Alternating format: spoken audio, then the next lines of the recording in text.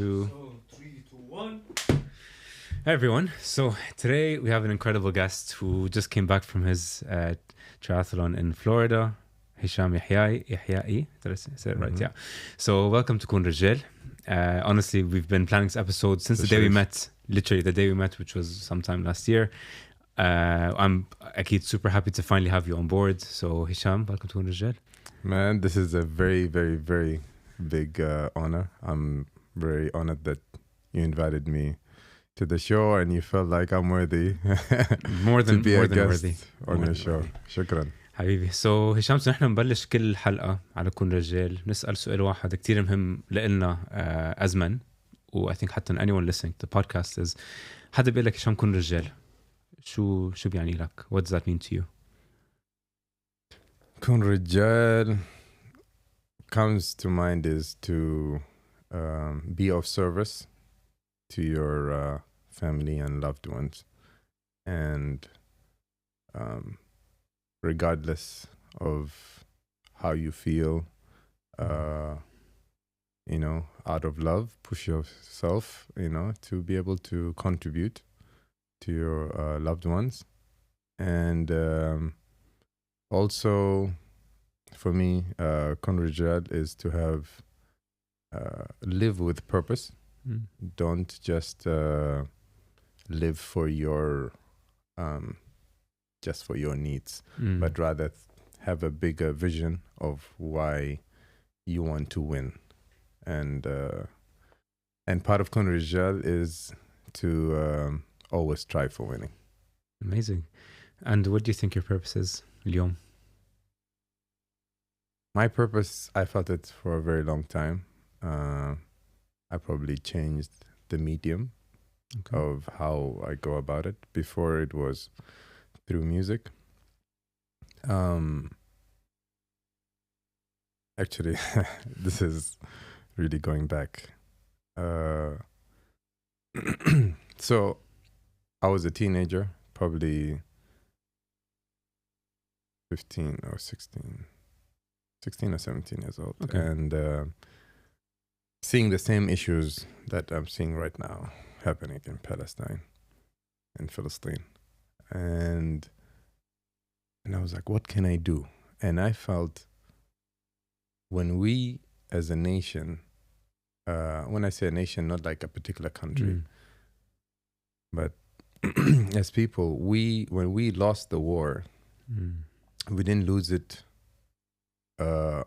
much physically, but we lost it a lot mentally. And what happened is a lot was being pre-planned to brainwash us through the media.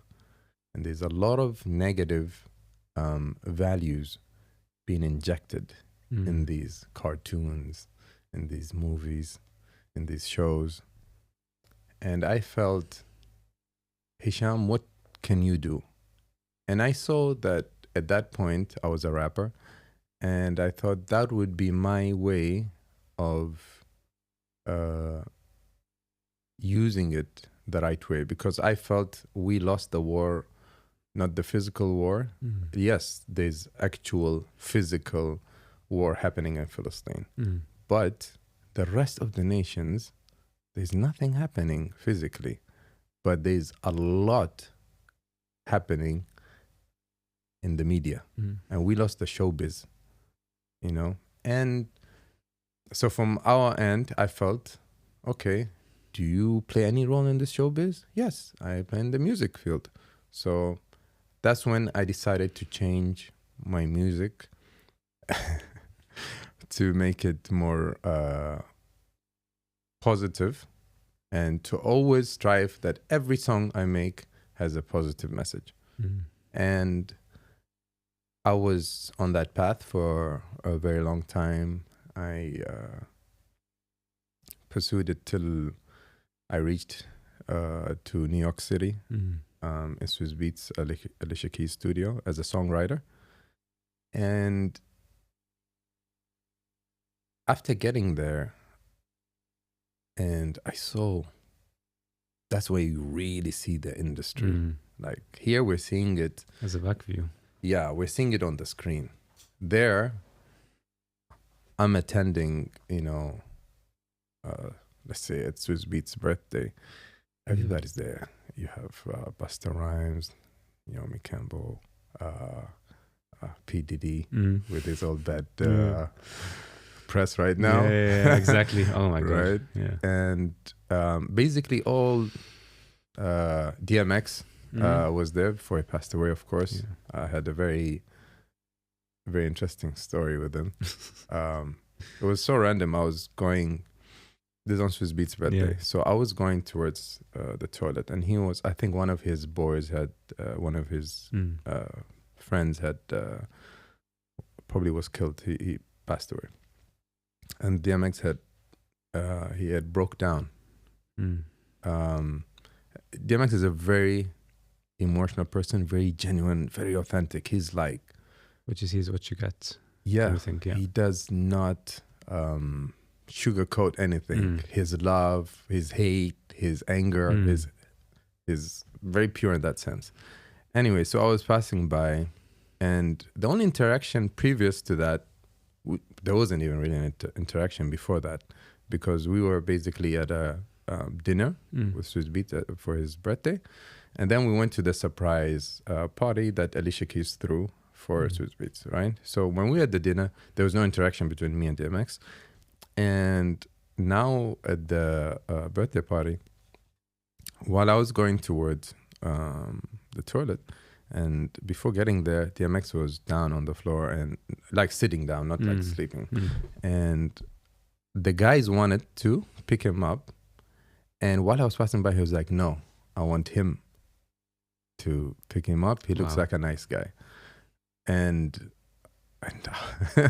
I went and I was like, yo, I'm your biggest fan. You don't even know me, but and I felt like I wanted to motivate him, because I saw him. He's going through a bad or a challenging experience, and I wanted him to feel better. So I told him, you're inspiring people with your art, blah blah blah, and that was, anyways. That we drifted away. Oh. But going back, so after me experiencing the industry in New York City, not even New York, in New York City, that's like, top of the top. I felt like the whole current is going one way and pushing all singers, artists are all talking about the same topics. Really? We all have completely different personalities. How can it be that we're all talking about the same stuff? So the industry is already having an agenda, and I'm coming with this complete opposite. Now, unless I have a huge financial backing, plus media connections. It's not just the backing. You can have all the money to shoot whatever, but who's going to put you on those platforms? So that's when I felt like, okay, it was very challenging, because for a very long time, for at least 2 decades, my identity was an artist, a musical artist. Yeah. And now I'm supposed to find something different or a different way. Yeah. And I felt, if I am to make this positive impact, another way of going about it is getting into the personal development space as a trainer, where I give workshops. In a song, you can uplift a person that could going through a bad time. Maybe it can make them feel better for that moment. But it won't transform a person. That requires either a day or maybe a longer program where you can really dive deep and make it more customized rather than one fit all. Because when you're making that song, you might have the intention to make a person feel better, but you will not be able to dive deep into what is the actual issue, break the mental barriers, blah, blah, blah, and so forth. So I decided I'll get into personal development. And funny enough, while I was at work, when I was working in the shipping company, the trainer came and gave us a workshop, and I said, I'll be doing what you're doing. And I forgot about it. And then I did my master's, and a month before submitting my dissertation, I attended this workshop. Had to do with job satisfaction, and mine came out like 2 out of 5. Whack, like below average. It's like really bad. Very bad. and then, you know, it puts like, what are you into? And then the trainer said, you're into empowerment. I was like, okay, what's that in English? Like explain. Okay, بعدين شو? What is that? Yeah. It's just like basically, if you pursue empowerment, you'll either be a coach or be a trainer if you're in the corporate field. If you're, you know, self-employed, you'll be a coach. Yeah. Great. So I reached out to the same trainer who trained us in the company. And I told them, this is what I want to get into. Because when I did even while I was going to New York and back, I had already started my MBA in marketing, and I thought I loved marketing. And because of what I experienced with music, I know the difference between love and just liking. And turns out I like marketing. I don't love. It's not something I can give into like the way I gave into music for decades, and just not lose interest from that fountain, you know. So he recommended, the trainer recommended, okay, do NLP. And then there's another program you can go and do it in England. So I went and I did the NLP. That was a new, completely different, I felt like door of knowledge was open in my mind. I feel like everything else whatever I learn, I'm adding into previous stuff I know. But the NLP was like a completely different door of knowledge. But I didn't see myself being a one-on-one hypnotherapist or coach. Even in that, while we're going through the trainings, you know, going into your subconscious mind, what do you see and all of that, I always saw myself reaching to the masses, always.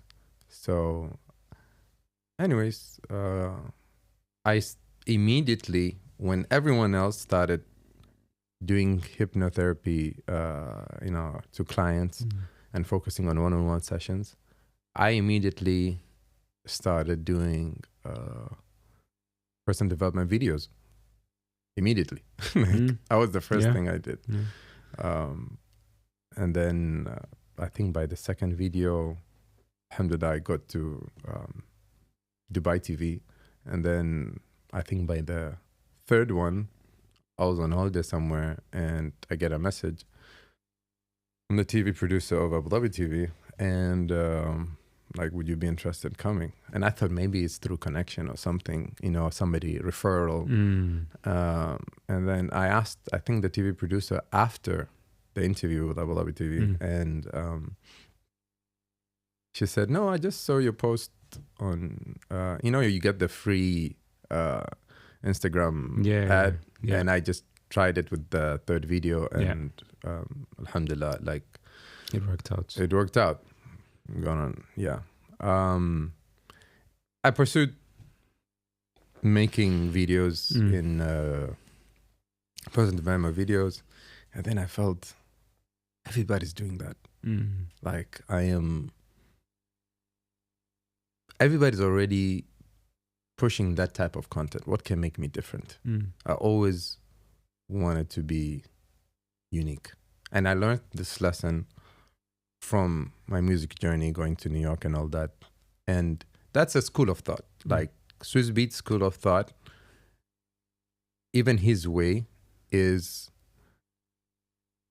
being unique. So in a lot of albums, you'll have Swiss Beats having one track. In different hip-hop artists, but they'll always have a track with Swiss Beats. And that will be a hit single. But, and no one can come and do what Swissbeat does. You can, and that artist would have maybe a whole album produced maybe by Pharrell or by Timbaland, and then one track with Swissbeat.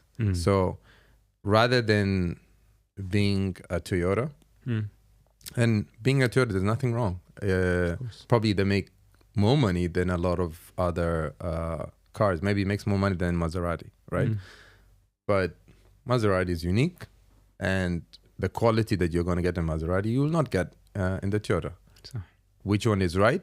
It's up to you, you and your calling. So I always wanted to be providing positive and unique content. And then a friend was like, why don't you do like movie takeaways? And I was like, I remember this, yeah, what is that? It was like basically, the lessons you learned from movies. I was like, well, I don't know about it, and clearly whoever's doing it is not doing it well, because literally. If no one knows about it. But I was like, that's a genius idea. Yeah. So I started doing that, and it was a very fun project, but it used to take a lot of my time, because I was always trying to, I don't want to like bring up mundane stuff. There's so much personal development content out there. I don't want to come and repeat the same thing that you've heard from probably Tony Robbins or of course some or other Williams, giant or Chris Williams, So I used to always, while I'm preparing, I'm trying to come up with like a gem which is not obvious and has a different twist. So, and then, so while I would be, when I sit for a session to prepare for the movie takeaways, I would never watch the movie on a big screen. I do have a big screen at home. I never use it when I'm working. I'll only watch the movie on the laptop. Okay. I'm in my work mode, and I'm studying the movie. I am not watching the movie. I'm studying it. It's completely different way of going about it. And that's the only way I can start extracting these things that you'd be like, oh, really? I watched the movie, but I didn't see that particular detail. Yeah, I didn't notice that. Yeah. So that's how I used to go about it. I would keep the curtains closed. It's dark. No distract. I get distracted easily, if I hear the cars going or something. So I'd have my big headphones there, curtains closed. And my brother, at that time, it was during, let's say, COVID. And my brother would come out of the other room, and shout out to my brother Omar, Captain Omar. And he'd be like, why is it so dark in here? What's going on here, man? What you doing? I was like, yeah, you don't get it. Anyways, it's all right. It's all good. Yeah. So, and I think it was a nice program, but it used to take a lot of my time. Especially, I had also a full-time job. So I would go to work, come back, have a power nap, 15, 20 minutes, go hit the gym, come back, put the camera on and start. And I couldn't produce a lot, and the format of podcast, I felt in terms of the message spreading is easier, because you're collaborating with other people and they have their following, they have their people, their friends, their family, their followers who already follow them, and they'd be interested in their stories. And that's how I felt like it's a good medium to pursue to achieve the same goal of making a positive impact. And I decided, to start the HPM High Performance Mindset podcast. But I had it in my notes since COVID, like in name. And I used to use the High Performance Planner by Brandon Burchard. And one of the questions is, what is something you'd like to work in the future that you cannot work on it right now? And you'd see it in my notes. It's written HPM. Wow. Yeah. And I had, probably when I was 17, and and I met my brother for the first time, Salim Jr. Yeah. And he came from the States, and he said something, and he was like, Hisham, I don't feel you're switched on. And, you know, I had that awareness about myself. I was very distracted, and I felt there's more to me. I have, if I can focus, I can achieve more. I can utilize my potential better. And that was like, it hit home. It hit, yeah. So, and now I was like, how can I switch this guy on now? Yeah. And at that time, I think Brendan Burchard had started pushing his book, High Performance Habits. And I got into it, and I just started getting into peak performance, high performance, you know, flow state, you know, how to just get more out of, you know, yourself. And that's when I left my job, the shipping job in 2022, September, and I had decided I'll go full-time as a trainer. I also had it in me. I was like, Hisham, now that you'll become self-employed, you can now manage your time better. I really want to elevate my mindset. And I thought this can happen. One way of it happening is through endurance training. And I stumbled on this finding about endurance training and its link to mindset. I mean, all my life I've been lifting weights, right? I was always into, you know, looking good, you know, feeling good. I mean, lifting weight. Yeah. Feeling good part, not so much. So sure, yeah. I've experienced looking that, great, absolutely. For sure, but feeling great, maybe not. Yeah, absolutely.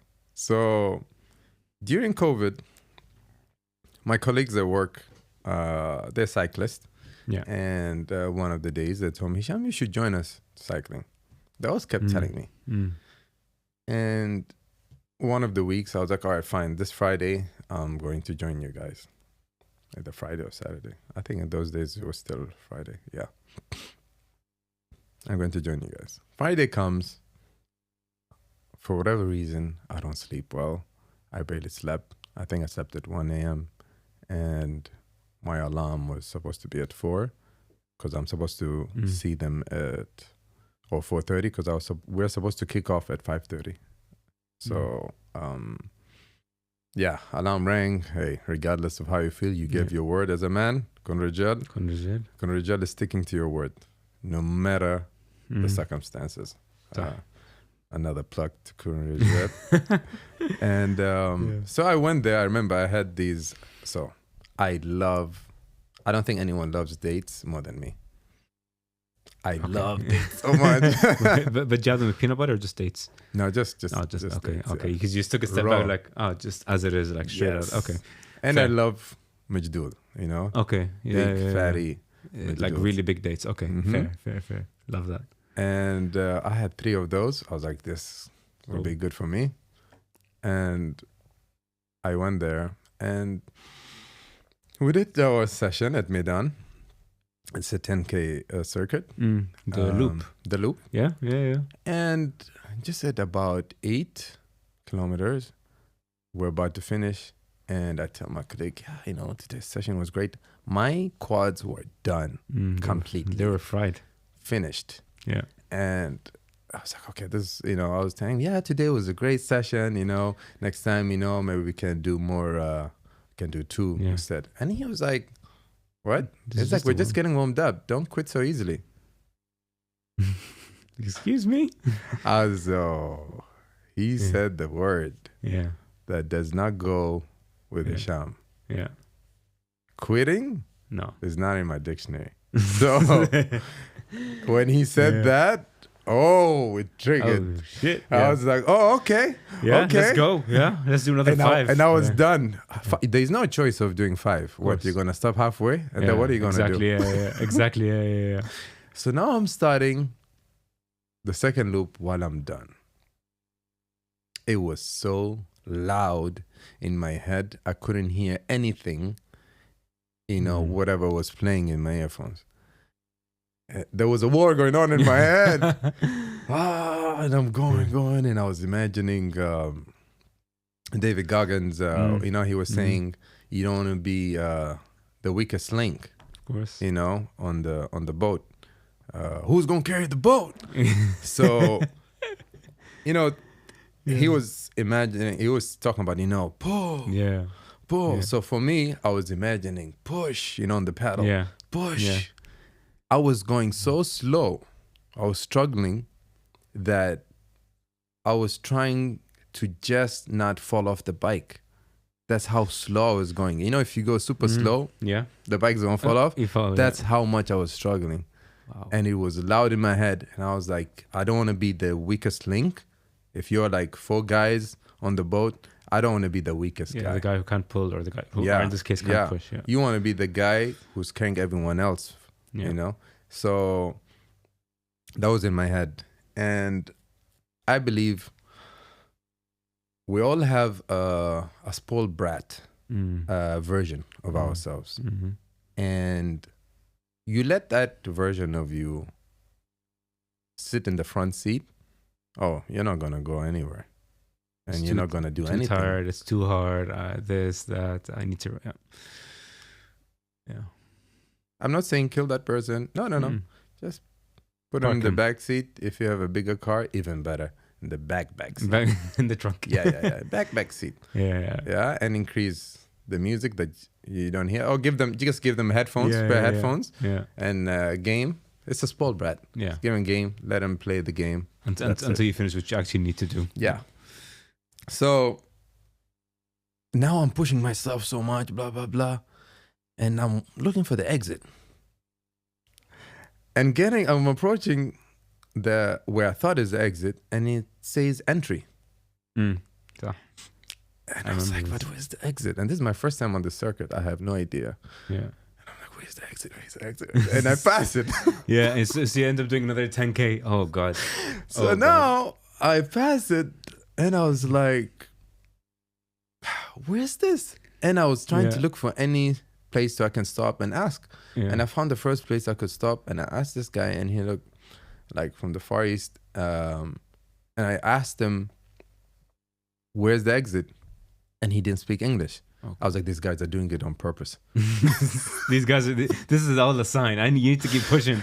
I was like, these guys are doing it on purpose. No one wants to tell me where's the exit. So frustrated. I was pissed. Yeah, of course. I was very pissed. And I go back on the bike, and I go and I find the next station, and I pull up and I ask, where's the exit? And they tell me like, you passed it. It's like all the way back, but you can go back from here because it's one way. Yeah. And the other track is a running track. You can't go back. I was like, oh yeah? Watch me do it. Watch me go back to base. I ain't doing this no more. And I did that. Okay, I'm not proud of it. I wasn't thinking straight. And I went on the running track and I cycled back. I was so pissed. Yeah. But you know what's even funnier? I had already finished 5K. So if I had just continued, exactly, it would have been the same. Exact same. But I wasn't thinking. Okay. I was done. Wasn't yesterday, it was like last year. I was way beyond done. Yeah.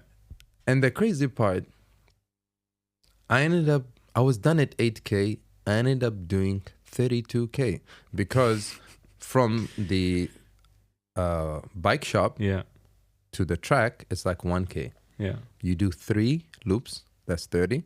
Yeah. And then another 1K going back. So I ended up doing 32 when I was done at 8K. And that, and of course, David Goggins speaks about it, when you feel you're done, you're just at 40%. Absolutely. 1 billion%. So anyways, what happened after that is me getting off the bike and I'm going to my friends at the coffee shop there, and I couldn't walk straight. There's a lot of people, they already finished. They're having their acai balls, whatever healthy stuff. And I'm just trying to not embarrass myself and tripping. trying to walk straight. Walk Yeah. straight. Hold Man, yourself that's together, crazy, Sham. Hold Don't yourself fall. together. Don't fall. Don't limp. Yeah, Don't limp. literally. Walk straight. Hold on. Literally. And I said, whatever. Great. I get home. That whole week, I was doing my to-do list with almost zero friction. And that's the finding that I found from how much it enhances your mindset when you do endurance training. Okay? So that was there. That lesson was there. Great. Mm-hmm. Now, 2 years later, I was like, okay, I want to enhance my mindset. Now I'll be self-employed. This is my opportunity. I want to get into endurance training because of what I've learned from that experience. Great. I go to my friend, Aziz, and he's done Ironman like 4 times at 70.3. Wow. And I tell him, I want to get into endurance training. He's like, why don't you do the Ironman? I was like, why don't I do the Ironman? Why did I not think of this? What a genius idea. This guy. Why didn't I think of that? Oh man, if only. No, he was like, no, really, I think you can do the Ironman. He's like, my boss's wife did it in 4 months training. I was like, really? I was like, if she can do it, I can do it. Naive of me, thinking that I can do it also. And I didn't know what was her condition before, I was like, because I was very, very, very committed to whatever it takes to enhance my mindset. I was committed to that. So whatever you tell me, do this, do it. Jump off the cliff to get it, I'll do it. Yeah. Because I was very hungry for that. I was very frustrated that I didn't have it, or I didn't not work on myself in that sense. So I started my journey with the Ironman, and at that point I would just run maybe 3K and that's it. 3K run. I'm like, cute, great. Cute. Good luck. Good luck. So I would always get knee pain after the 3K. So Aziz asked me, like, does your knee pronate? I was like, What? Who? Like, do you have flat feet? I was like, yeah. I was like, yeah, then your knees pronate. Okay. He's like, get Essex, Kayayo 98. Don't get any other ones. Just that type. Okay. Going by Essex. Did you run? No, I haven't. After a week, did you run? I was like, your new shoes are crying. They're saying, literally, take me out. I was like, fine, okay. Yeah. So I went for a run. This is March 2023. I go for my first run, and I ended up doing 5K. And then the knee started, the pain started kicking in. But I did 5K, and I was so happy with myself. Yeah. Whoa, PR. Yeah, thank God. I didn't have any Garmin. Nothing. I just had my Strava strapped up. Just you and yourself and the shoes, and just run. Yeah. And everyone later they're like, how do you pace yourself? How do you? I'm like, no, I'm gonna do the David Goggins way, the runnable way. Exactly. Yeah, literally. Just follow my instincts and how I feel and sense, whatever. Yeah. I couldn't afford it at the point to go and put like 4,000 and a half on a watch. Later, so I did that 5K. I think I did one more 5K.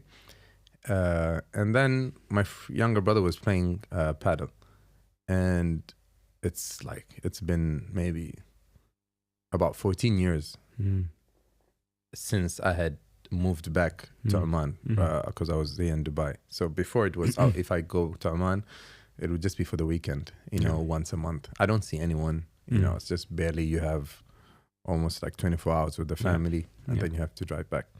So anyway, so now that I'm self-employed, I'm more around Muscat. So I'm at the paddle game, and I bump into an old friend, Hisham Yahyai. And I was telling him, I got into endurance training and blah, blah, blah. Yeah. And he was talking to me about personal development.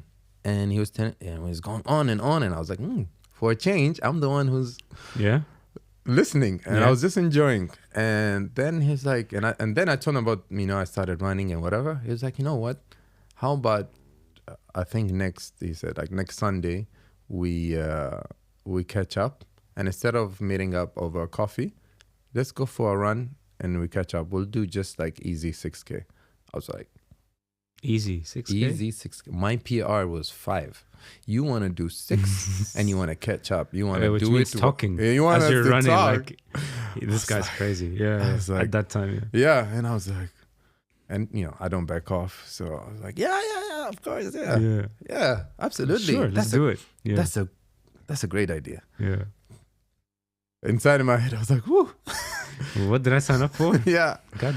Yeah. So we go, start the 6K. We're running, talking, and inside I was like trying to manage my breath and all of that. And while we're about to finish the 6K, I was like, should we do one more? I was like, yeah. Why not? We already did a PR. Why Might as don't we well just double it do or it do all? more? Yeah. What's up with these people? Man, sorry, but we need to relook at your friends, man. God damn, like your friends are trying to kill you. That's right. Yeah. Different. Like From all everyone walks wants of the life, same Dubai and thing. Oman, like it's crazy. Yeah. And we ended up doing 7.5. Okay. PR, great, blah blah blah. Let's post it. And then we did one more, another running session. We did another same route, and we did another 7.5. And then he sends me, there's a 10K marathon happening in Sahar in 2 weeks' time. He sends me on Instagram. I didn't respond. You're like, screw that. I'm not doing it. I didn't respond. Yeah. For like maybe, I don't know, 2 days. Yeah. I was just processing it in my head, battling it out. 10K.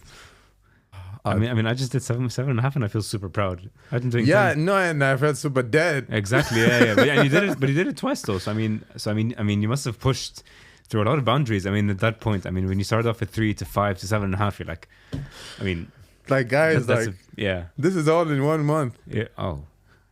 Wow. We're still in Yeah. March. Wow. Barely, like, it's happening like every week. Like, Yeah. هدوا شوي شوي. شوي هدي بس هدين الوضع. So 2 or 3 days, I was like, yallah. What's the worst that can happen? 10K, let's go. Signed up. Did you register? I didn't answer. After 2 days or 3 days, yeah, I sent him the confirmation. I registered. Anyway, so we go to the Sahar. Fixed meeting point. Maybe it was at 2:30 a.m. or 3, because we had to. It's like about 3 hours away drive from Muscat, and the starting point starts 6 a.m. I think. Yeah. Anyways, he started teaching me about pacing, because when you start at a marathon, everybody starts sprinting, literally. Which is wrong. Yeah. And it's like a herd effect on everyone else. And people don't know, they're not runners. They go 100 meters, they guess out, done, and you still have like 999 waiting for you. Exactly, yeah. So, and he was telling me, slow down, Hisham, slow down. Don't worry. All of these people, within the next 10 minutes, they'll all be on the sidelines. And funny enough, you start seeing the boom, boom, boom, boom. And he said, we're going to pass all of them. I was like, and yeah, fair enough. We kept going. I think at around 5K, I couldn't keep up with his pace. And I was like, brother, good luck to you, man. I'm done. You go. So I slowed down my pace, continued going. Of course, I had to deal with my knee pain. Exactly. I was still going. I didn't have insoles at the time. I didn't know that was a solution to it. Anyways, I pushed through, literally pushed through the pain. Finished the 10K maybe at around just above 1 hour. Yeah. Okay. No, but it's fine though. I mean 10K, yeah. I finished it. You That's did it, all and that that's matters. Exactly. It doesn't matter how long it took you as long as you finished it. Yeah. So, coming out of it, I feel proud, blah, blah, blah. Yeah. And then Ramadan comes. That's, Took a break, whatever. After Ramadan, yalla, back. At the point, I think I was aiming to do the Ironman 70.3 in Salalah, which was in September. But around May is when I signed up for with my swimming coach, and yeah, because my swimming was horrible. Yeah. I couldn't swim freestyle at all, and yeah, I would go 100 meters, 200 like max, and I'll be gassed out because I'm just drinking a lot of water. Exactly. You're just trying to float. I can't float. Yeah. Yeah, and so yeah, that was. I used to go to the swimming classes, and it's just torture. Yeah. And after the torture, there's nothing that I see. I see zero improvement, and I'm like just telling myself, Hisham, just continue showing up. You know, Atomic Habits, the 1%. You know, you're gonna get that compound effect. It's gonna kick in at some point. Yeah, exactly. Stay there. You know, pushing. all of these lessons, like I wasn't able to connect with when I was just doing weightlifting. But in an endurance training, it's a different piece. every 1% counts, even negatively. Forget about like positively, negatively. If you're running, there's a little pebble in your shoe. If you're running 100 meters or 200 meters or 1K, it's okay. If you're running 21K, good luck. That pebble will be like a humongous rock. Yeah. And take out your shoe. You look at the damage that it caused. That little pebble. Yeah. So, and during May, June, actually, my dad was a lot. Allah yarhamah, was a lot in the hospital. And, you know, me and my siblings and my mom, you know, would all take different shifts, you know, to be there. So it affected my training a lot. I would sometimes try it, you know, because of the heat of summer. I'd maybe go after Fajr, go for my, you know, run, and then shower, and then go to the hospital. And so I would try. Yeah. Swimming, I couldn't. I couldn't do much during that period. Then July came, and I had my friend Omar, who like he was like a swimming champion in Sudan and won many medals there. Wow. And he taught me some techniques, you know, how when you're doing a freestyle, and like how the professional swimmers, when they come out to breathe, probably even their neck is not rotating much, rather it's just the lips on the side. Yeah. So these minor details, you're learning a lot at one time when you're a beginner, but it stays with you, and at the right time you can start using it. And I tried, and in July I remember I went I joined this boot camp group, and they took me to one of their coaches' memorial, and they had, so this coach, he does, the day that his dad passed away, part of his memorial he does is, the training is he does, that's how he remembers him well, 100 push-ups, I think, was it 1K or 2K run, and then 50 pull-ups, and then another 1K back, and then 100 push-ups. I do the 100 push-ups. Great. A lot of people finished before. I know they were cheating. You know who you are, guys. You know who you are. You know exactly who you are. Yeah. And I was like, I'm not cheating. All right, I'm not. However slow, but we're gonna finish every one correctly. Yeah. Complete that. Go to do the 1K. Cool. You know, coming to do the pull-ups, I reached to 40, and my head starts spinning. It's like, okay, let me sit. It's still spinning so fast. Let me rest on the side. It's still spinning so fast, and you don't, you're gonna puke, you know. And it was I didn't know at the time, but it was a heat stroke. 8th of July, like 9th of July. Yeah, that's when it was. Like, oh god. Okay, so it's like in the middle of the summer, like, yeah. So I had a heat stroke. I couldn't continue. I was cramping up. Shout out to Patricia. She helped me while we were walking back. And they told her, yeah, you know, Hisham, take care of Patricia. Oh, yeah. No, Who's going to take care of me? It was Patricia taking care of me. Literally.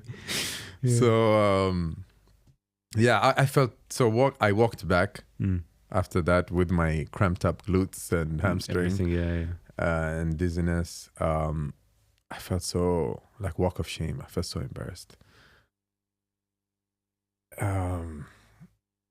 And for like 3 days, I was having fever, heat stroke. I never knew what it was. So I had fever. But so this was, let's say, on a Sunday. Wednesday, they had a run. I was there for the run. All right. Wow. Yeah. And I took my Panadol to get I was still having my fever, sweating, whatever, just to get the temperature a little bit down, because I'm about to go and sweat a lot more now. I do not advise this for anyone to do. I'm a little bit crazy in there. Yeah. And I went there, popped my Panadol, to reduce the temperature. Yeah. Hydration drinks, and I went for the run. I was trying to be leading the pack while I was running, so I can be like, okay, maybe that day I did not but today I messed up, but today I'm gonna beat all of you guys and show you guys this is where I shine. Man, the things that go through our mind in these moments, where it's like, where you've slumped, but then بدك ترجع تورجي العالم انه انا البطل وانا اللي بعرف اعمل كل شيء. It's like it's a problem we need to manage. Yes, and I think that way right now? Of course, that side is still in me, but would I do something like that right now? No. You're a lot more careful. Yes, and I learned.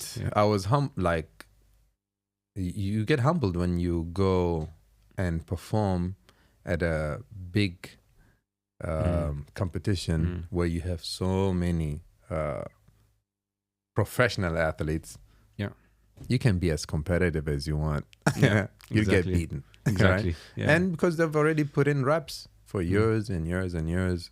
So but that was more than anything else, that was for me to redeem myself. That was for myself. Just to prove, like, Hisham, that is not who you are. You're a winner. Blah blah blah. This is for myself. And after that, I was on a good momentum back again. And also when that walk of shame, when I was walking back, something like, I don't want to say broke inside me or lit up inside me. Some fire, really big fire was lit up inside me when that happened. I was kind of pissed at myself that really this is your level of fitness. Like, everyone else can do better than you. Of course, these guys, because there's a different conditioning of dealing with the heat, which is, I didn't know. But anyways, I use it the right way.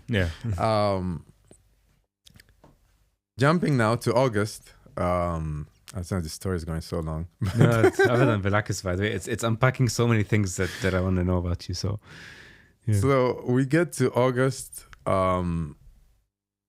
Early August, Aziz sends me and our other friend Saad. He sends me that there is this aquathlon.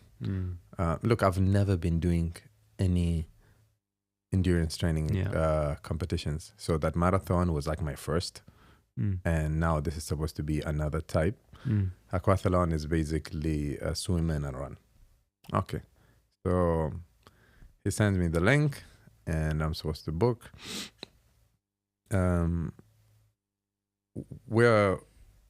Anyways, there's a small and there's short and long. The short is, I think, 3.5 or 3K, no, 350 meter swim.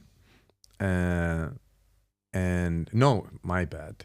I think 500 meter swim. Yeah.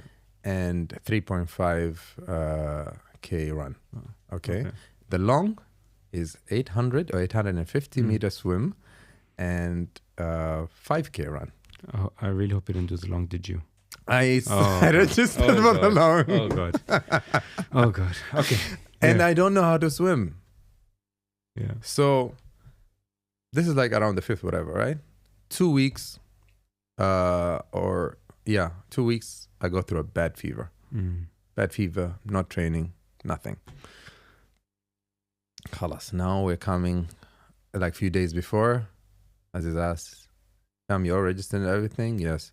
But I see you registered for the long. I was like, yep. He's like, you know that the long is like, 850 meter swim and 5K run. I'm like, yeah. All right. You seem pretty confident. It's like, so this is what I do the night before. I started watching YouTube for how to breaststroke. Yeah. How to videos. Breathe like this. Oh, God. Okay. And I knew I could breaststroke. Yeah. Right?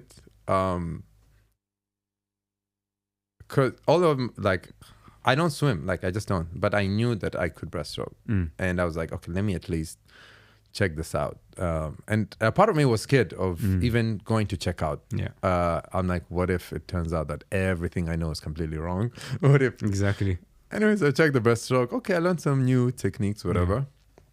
Khalas, strategy. We're going for the breaststroke. We are not applying the freestyle because we still suck at it. Exactly. Competition comes, we go there. I'm terrified. I look at the ocean, I look at the sea, and I look at that corn. It's far. Yeah. And then you're supposed to go. It's like a triangle. Okay. Just to that one corn, and then another corn, and the sea, and then you come back. That one looked so far, Kareem. Oh man. So far. Man. I was like. Anyways, I enter, whatever, everybody's on freestyle, me and breaststroke, they're all... And you're like, nobody's here? Halfway through, no one was there, literally. And I was exhausted, I was tired, I was like, Hisham, it's a journey, okay? Imagine yourself, you have to leave the island, and for whatever reason, maybe the island caught fire. Are you going to stay there? Or are you going to and say, oh, I don't know how to swim, so I'm going to stay here and die? Or are you going to go and jump in the sea and make it happen? 100%. I was like, definitely, I'm going to go and make it happen. And I'm just there, stick to the journey. Don't focus on, I'm just trying to keep my mind away. Yeah. Eventually, I finished that 800 or 850 meter swim. Imagine, it was so terrifying. Coming out, I was so happy to be alive. You're like, and I started running. I made it. Yeah. Started running, passing a lot of people, Of course, that putting yourself in those very scary situations breaks a lot of mental barriers. And then the next triathlon I went to was in, I think, October. So this was my first triathlon. It was a sprint, which is, I think, 750 swim, 42K, was it 42? No, the sprint, I think it's 22K bike, and then maybe just 5K run. Okay. I did it, it was great experience. Okay, and I'm basically September's out the window, and I was basically preparing for February Ironman, 70.3. So at that point, I could run around 7-8K, and my knee would kick in. October is when I did my insole, 2 versions, the 3D and then the manual one. 3D version didn't work for me. And I don't know how many pairs of Essex that I bought. And each one is not cheap. No, of course. And but I was very, very impatient to improve. I don't have a choice. I'm experiencing the pain, yet I need to improve if I want to be able to do this Ironman. So, which is a very big lesson. Adaptation is paramount. You know, when you've committed to a big goal and a certain time, you have to adapt. It doesn't matter how you're gonna go about it. If you're committed to achieve it, you will adapt. Oh yeah. And with triathlon, it's such a, three very deep disciplines. You know, the swim, the bike, the run. So no two people run the same way, and no two people swim the same way. So end of the day, you're gonna have to apply just what works for you and make it happen, and believe in yourself and be comfortable that this is what works for you, and be happy with it, you know, rather than saying, oh, but why can't I do it this way? You can try and improve your technique always, never let that go, but also stick to, if something's bringing you great results, stick to it. Stick to it. So I would say maybe by early November, my friend said that she did at that point, I think I had done at least 111K run, you know, or max, 111K run, like that. She said that she did the half marathon. She did a 21K. And she read the, I think it's called Unfinished of David Goggins, his second book. Yeah. And she came and told me, she's like, yeah, I did it. I was like, you know, I can do it. Yeah, if she can do it, I can do it. And she inspired me. And so now I told two of my friends who are down to go for a run with me here, Anis and Fabio. And I didn't tell them we're going to go for a 15K. I just told them we're going to go for, I think 10K, I think I told them, or we're going for a 12. Yeah. But in my head, I was like, I'm going to push them to do 15. Yeah. Oh, God. Yeah. And we started running. And I was like, I'm going to try and push at least for us to get to 7.5 before we decide to go back. Because if you've done 7.5, then that's it. Now just run back. Exactly. That's all you need to do. I mean, you've done the first way. The second way, I usually find like the way back is usually easier for me. I don't know why, but I think it's psychological. Also, part of it, because I mean, you've already done 50% of it. So to me, I always think about it as numbers. I've done 50, 51. I'm over halfway done. So that's how I usually think of it. Whenever I do any run, any exercise, I always think about the numbers. Yeah, for me, it's always the first 1K is the hardest. Oh yeah, definitely. Even let's say a bike of over 100 kilometers that I would do, the first 1K is the hardest. The hardest, of course. Getting on the bike is the hardest part. Yeah. You know? It's not easy. But once you're there, after the 10K or 12K, you're warmed up. It's easy, yeah. So we went for the run, and we ended up doing, I think Anis ended up doing probably 17K. I ended up doing, I think, only 15 because Fabio got a knee injury on the way and we had to cut it short. Yeah. So I was like, okay, now I have to still go and finish what I started, Yeah. And I have to do this because it's in my head. I have to do this half marathon, this 21K. I have to do it. So this time I went alone. I was like, so I can pace myself. I can do all that. And I was like, but I don't want to just do a 21K. I have to, put some salt on that. Always. And with you, it's never just a run. It's always a run with a bit of a sprinkle. Oh God. Yeah. So I did 24K. I thought 1K more than 21 is not enough. Yeah. you know. Exactly. Let's add 3 كذا. Yeah. Sunnah. Exactly. You've done 21. You might as well do 24. I mean, like, yeah, like how, yeah, like it's only so little that you could do. So I don't know, knee pain, all of that, but it's fine. yeah, we managed, alhamdulillah.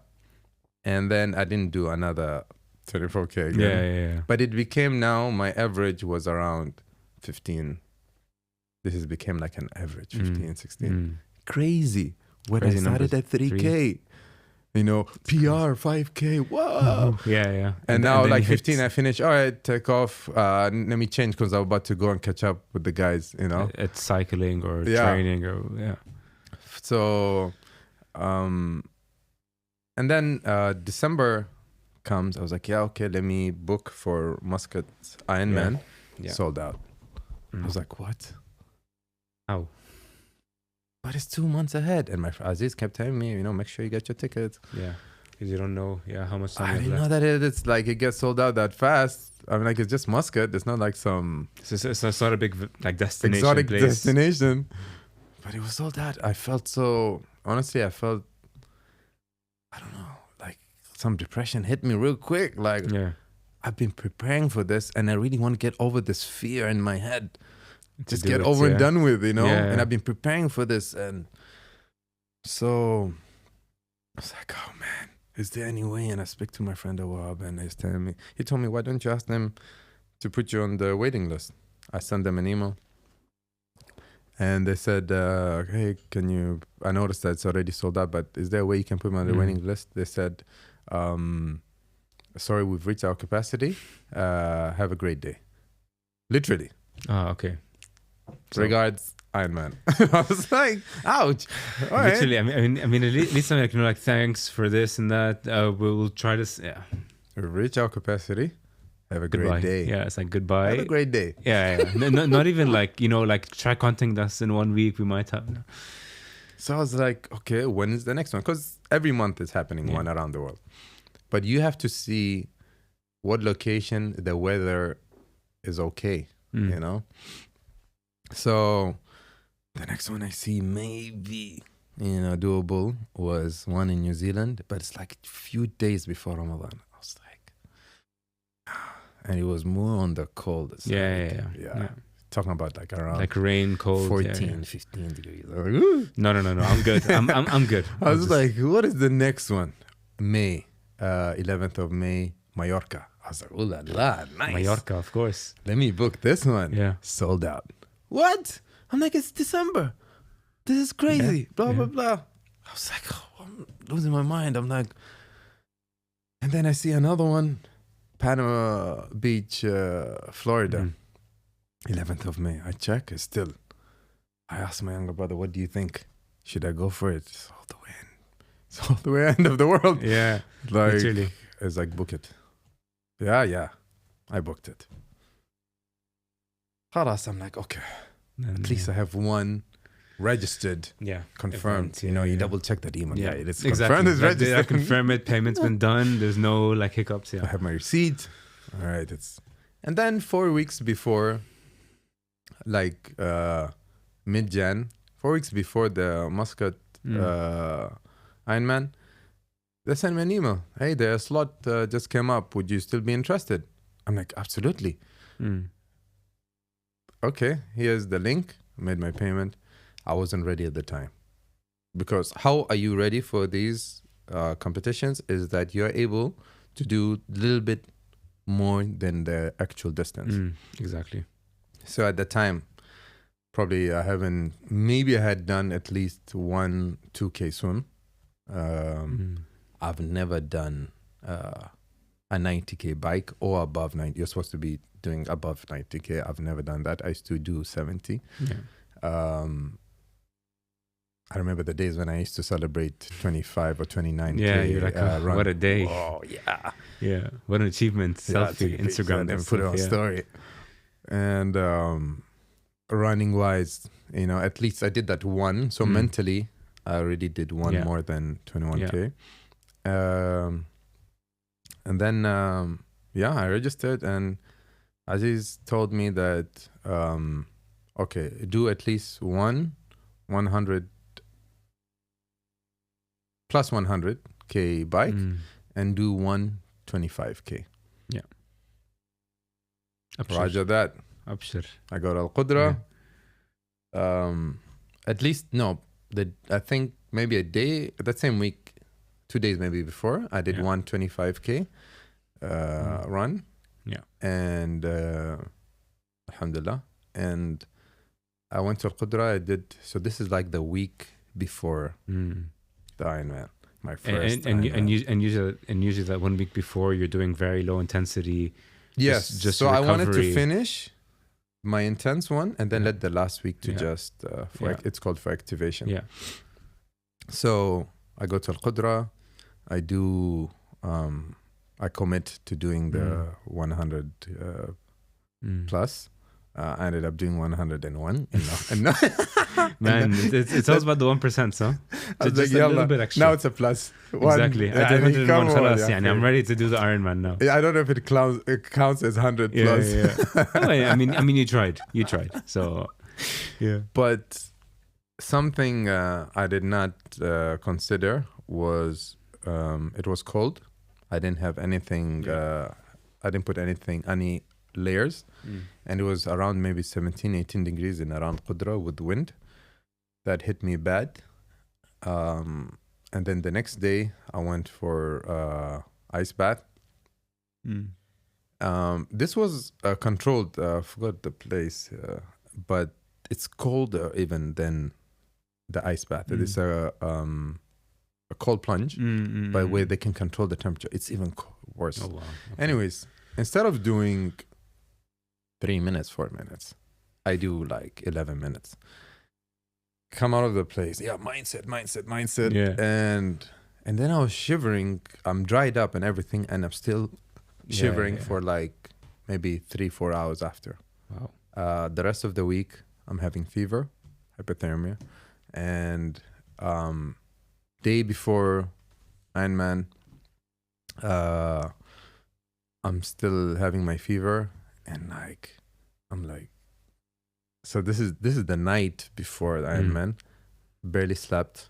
I'm changing shirts from the fever.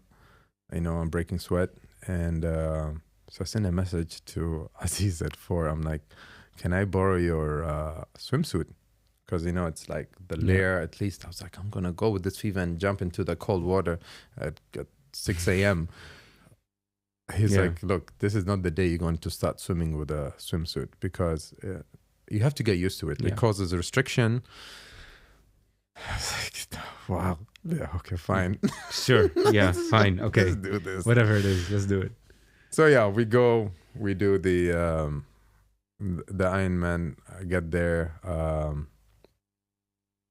I get there just before, so when you do the Ironman race, you leave your bike the night before. I came in the morning before the swim and I checked the bike, and I didn't bring my pump, and the back tire was flat. I was like, okay, what are we gonna do? So my friend Ahmed Mar'i, he was doing the triathlon with us, and he was doing his 10th Ironman. So he was like, oh, wow, blah, blah, blah. So he tried to tell his friends if they can pump my bike while we go and do the swim.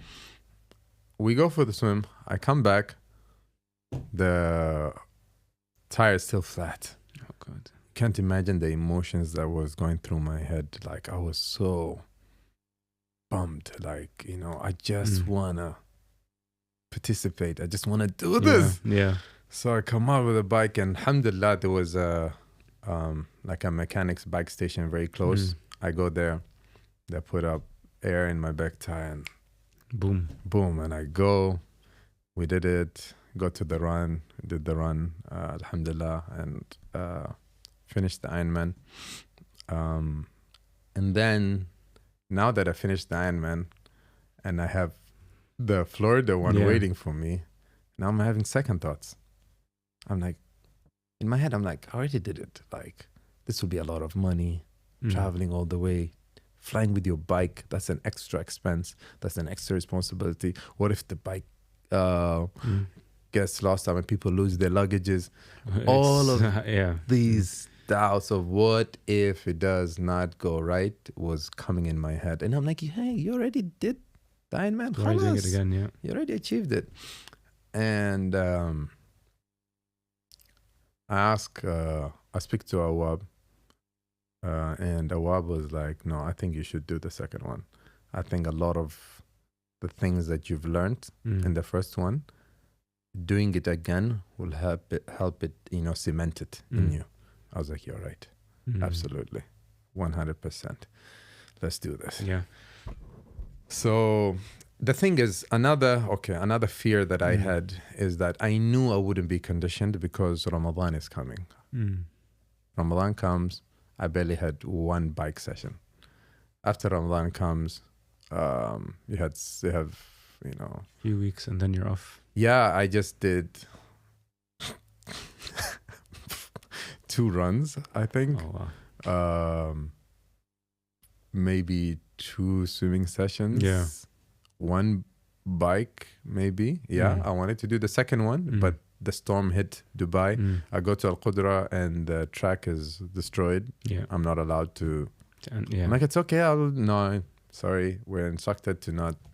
It's like, great. So now what do I do? Yeah. Yeah. And now I'm like, all right, let's just go to the second Ironman unconditioned. Yeah. Now we see how it's going to go and how we're going to go about this.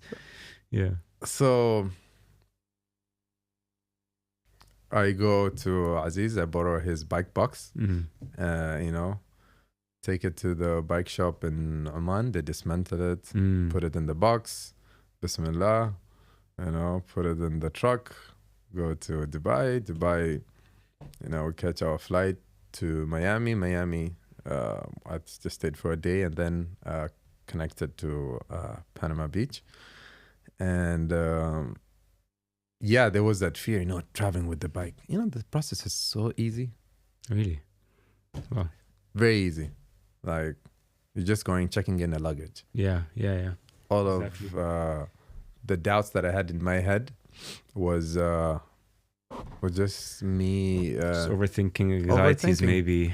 Yeah. I think overthinking is a weakness. Because anything beyond what is required is now being uncontrolled, and it just means that you are not able to control yourself. And it's a muscle that you build. You don't just wake up where you can just control. You have this sense of control over your thoughts. So yeah, alhamdulillah, we did go there. Go to the day before, there were warnings, there'll be riptides. I was like, whatever that is. When I got in the water, I want to do my breaststroke. It wasn't working because every time I come out the water, it throws me back. Every time I come out the water, so I'm like, I have to do freestyle. And my heart rate was like about probably 160 throughout. Yeah. Bro, but do you know what's crazy to me about your story? It's I think since day one, since the minute you told me about it all, it seems يعني كتير اجوا عندك مشاكل بس اللي علمتك how to keep pushing is, I think, through your training, through your mindset, through حتى this obsession إذا بدك with having this strong mindset اللي ما في شيء حيوقفني هلا. I'm gonna keep on pushing until I get there. يعني even from the days you only ran 3K to 5K, 7.5, 10 until you got to Florida. That's a huge journey. And I think and I'm sure even till today, there's a lot of things that happened in your life اللي هي بتوقفك. بتقول okay, am I ready, man? Should I not do it? Okay, anxieties or maybe a bit of overthinking at times. It's crazy to think, how far you've come over such a short period of time. But I think it comes back to هيدي الidea اللي انت كان عندك اياها من قبل انه ما بدي فشل حالي. بالاخر انا كلمتي كرجال it's everything that I have. My كلمتي لحالي مش انسى العالم اللي برا. كلمتي لنفسي, that's the most important thing that I have. 100%. I think this is what it comes down to, because I've been trying to analyze it as you were talking, and هيدا الشيء اللي كتير عم يطلع معي لانه you're very true to your word. مش انه I'm gonna do an Ironman but then والله man, because يعني في كتير يعني maybe even when they told you in عمان ما كان في tickets and in I think مايوركا ما كان في like خلاص man هذه إشارة من الله ما لازم أعمل الأيرون مان. That's one way of looking at it. You know خلاص I'll just do a run in Abu Dhabi or an Ironman here. I'll do a freestyle one لحالي وخلاص. بس وهي هاي الفكرة. يعني أنا I've been through a similar experience. Maybe not as much problems, but just كمان. So I did the High Rocks recently in Doha. Wow, mashallah. Man, that was fucking ride, bro. That was crazy. Like to think this time last year I would finish a High Rocks. I was like, no way. Okay, to be running, for those who don't know, man, what is it? The High Rocks honestly is a workout from hell. Honestly, like essentially what it is, it's a total of 8 kilometers of running and then 8 workout stations. So you start off with a 1 kilometer run. تعمل 1 kilometer on the ski erg. بتخلص 1 kilometer run. بتخلص عندك I think a sled push of like 150 kilos for like I don't know 50 or 60 meters. بتخلص another kilometer of running. بتخلص عندك sled pull kilometer running. So you had things like burpee jumps over a distance. You have things like this. And what you said by the way about pacing, man, that stuff is so true. لأنه أنا alhamdulillah luckily I had my boy Fadi, shout out to you Fadi, because he عن جد helped me focus in the race. Because before you start بيحطوك in like a box وعندك شي like 10 15 20 men next to you, they're all running, they're all fit, but you need to know how to silence the thoughts. You need to perfect it. لأنه as soon as we started running عم بلاقي عالم are sprinting. They're like, okay, that's their game. I might not be at their level, but I'll do my own way, which is what you're talking about, adaptability, right? اللي هي إنه to not worry so much about what the others are doing. Let me perfect what I can do and do it in the best possible way. Alhamdulillah, like honestly, I'm pretty happy with how it turned out. وأنا كمان I didn't go in with the intention and the mindset of winning. I didn't, to be very blunt. I went in with the idea of, you know what, I want to do something that I've never done, to go and compete, to go and say, you know what, man, you've done it, you've trained hard, but next time you do, you're going to do even better. With that was the biggest the blessing in my mind that I had. I'm crippler. Exactly. Like even if I came last, I didn't care. Alhamdulillah, we didn't, thankfully. But yeah, so to me it was like that. إنه خلاص go in, يعني عمول اللي فيك تعمله, stick to your guns, و don't listen to the outside noise. Because some people might tell you, man, you're running too slow. Okay, it's fine. I don't need to run 100 miles an hour. I'm running at my pace. I'm doing everything على حسب قدرتي. عرفت? And that's sort of related to your story, which is إنه whatever you were able to play with and manage, you've done perfectly. I'm pretty sure it helped you in a lot of aspects in your life. لليوم. Yes, in a way that I can feel anxiety, I can feel scared. Yeah. I can feel the fear and do it anyway. Yeah. That's the biggest lesson. Also, like you said it, keeping your own word with yourself, where no one is seeing, no one could hear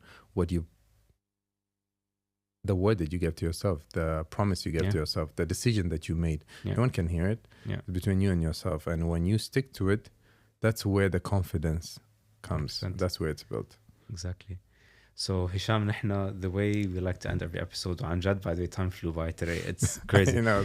I was talking a lot. لا بالعكس بس man عن جد like there's, and I've known you for a while, بس في قصص that I personally didn't know about. So I'm very happy to hear إنه عن جد كيف مرقت بكتير قصص بحياتك وكيف عن جد أنجزت فيهم again ما خليت شيء وقفك طريقك. يعني بالآخر to me I think you've lived through the true definition of رجال إذا بدك, because you've stuck to your own word, you've provided, you're providing, you're taking care of yourself but those around you, but at the same time you're perseverant. You don't give up easy. That's I think to me a true trait. مش one inconvenience خلاص it's a sign. No. You keep pushing until it happens. So again, so نحن the way we end every episode is I'm going to give you the notebook. I'm sure, I don't know if how aware of it you are. So basically what I'm going to ask you to do. How good's your handwriting, by the way? Horrible. Awesome. So basically I want you to write a quote that you would give to someone who's struggling or needs some advice. هلا something maybe that might have lived with you and something maybe you might have lived by throughout your life. So make it yours. Okay. I think. Bismillah. Don't. Do I say it out loud or no? No, it's okay. Okay.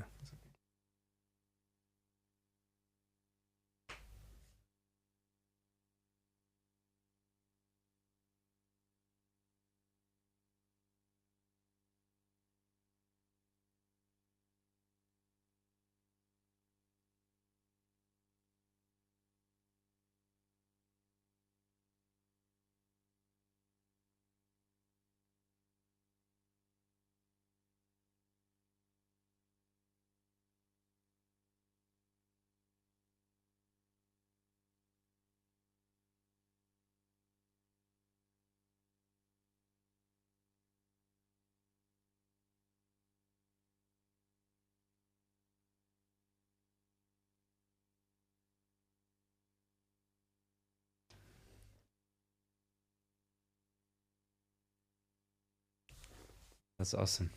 Shukran. So Hisham, عن جد, thank you so much for being on the podcast, for عن جد just sharing your knowledge, your Honor. story, your journey. Honor. Yeah, man.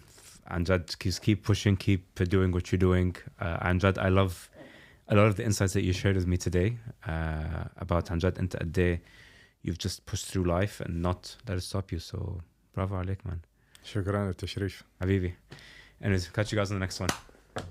Awesome, bro. Amazing stuff, man. Thank you so much. Stuff. I love, bro.